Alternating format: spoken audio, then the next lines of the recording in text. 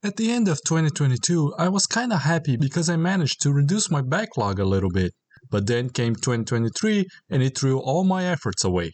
Tons of games released that I just couldn't get to.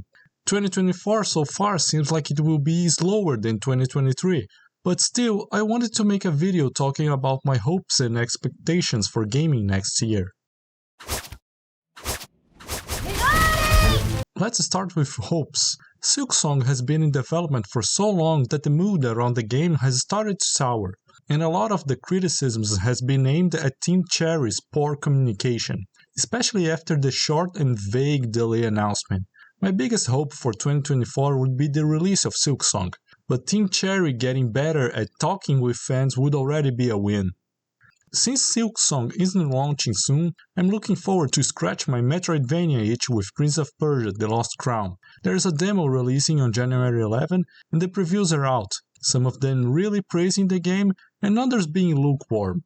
I welcome Prince of Persia sort of going back to the side-scrolling roots, and my hope for this game is that Ubisoft doesn't try to drag its length as it does with most of their other games.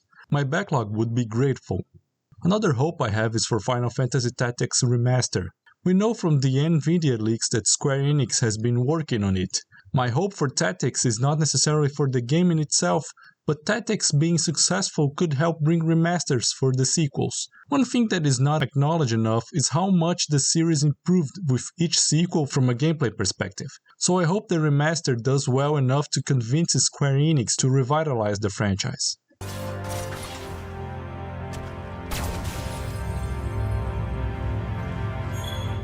Exoprimal released with little fanfare back in August. I really enjoyed it. People have been sleeping on Exoprimal in my opinion. If you have Game Pass, it is a must play.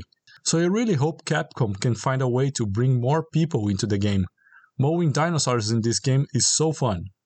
Sticking with Capcom, I really hope they remember they own the Mega Man franchise. The collections are fine, but we really need something new. My dream game would be ZX3. But I know Capcom ain't coming back to that part of Mega Man. I just want something Mega Man that isn't an offline gacha. My last hope is for Capcom in itself. The second half of 2023 saw Capcom do some dumb things, from the super expensive costumes in Street Fighter 6 to the offline gacha to the weird way they are handling their esports side of things just made me question the decisions Capcom made recently. I hope they fix that in 2024. Coming back to Ubisoft, Star Wars Outlaws is slated to come out next year. The presentation shown during the now dead E3 was just a vertical slice, but still got me hyped. To be fair, I won't be surprised if the game gets delayed, but I hope it manages to release on 2024. Dungeons of Hindenburg was revealed on the Xbox showcase and caught my interest, and ever since then the reports on it have been mostly praising the game. But one thing that is giving me pause is that the game has a social link mechanic to unlock skills. I hope that it does not influence the gameplay too much, since I usually don't like this kind of mechanic. The Rise of the Golden Idol was another nice surprise of the TGAs. I reviewed the first game and really liked it. As long as they keep the quality of the first game, Rise of the Golden Idol will be a must play for anyone that likes puzzle games.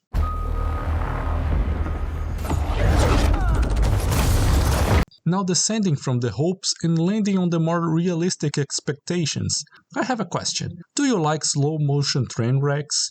Because that's what Suicide Squad is looking like with each new trailer they release. It looks like everyone in that game is a different flavor of Spider-Man movement, jumping and zipping around. It just feels like your standard games as a service thing with a Suicide Squad painting. Are train wrecks not your thing? Then what about sinking ships? Because that's what Skull and Bones is. Except for Skull and Bones, we actually know that the game is just a tax scam for Ubisoft in Singapore.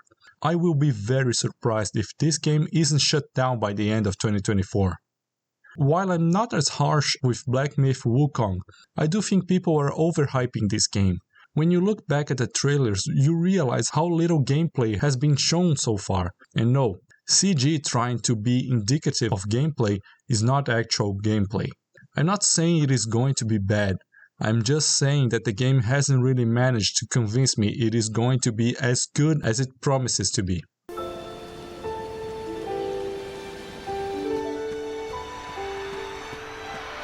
Visions of Mana was probably the biggest surprise of the TGAs, and I am excited for it, but I do not expect it to blow away players and be the RPG of the year. I like the Mana games, and I think Square Enix made the right move in bringing the franchise back. Visions will probably be built mostly from trials, and not try to be Final Fantasy or Dragon Quest. If Square can keep the game on a medium size and scale, the Mana series can finally have a good footing in the games market again, and I am rooting for them. Tomb Raider 1-3 Remastered is another collection I'm looking forward to. I don't expect to be amazed since I played the original so much at this point, even with mods, but it's nice that we are finally getting an official remaster. Another remaster that I'm looking forward to is Star Wars Dark Forces. Dark Forces was one of my favorite Doom clones back then. Some of its visuals aged very poorly though, so I hope the remaster can help update it. One last expectations for the Switch successor. There has been speculation about its hardware and how powerful it is, but anyone thinking that it will be close to Xbox Series X or PS5 in performance is crazy. Nintendo has been releasing underpowered hardware for 3 generations of consoles, and have been mostly successful with that approach. They are not going to change it, especially since they have the hybrid console handheld market on their hand. These were my hopes and expectations for the year of 2023. If you want to add your own hopes and expectations, leave a comment below. And if you enjoyed this video, leave a like, subscribe, and I'll see you around. Also, Merry Christmas!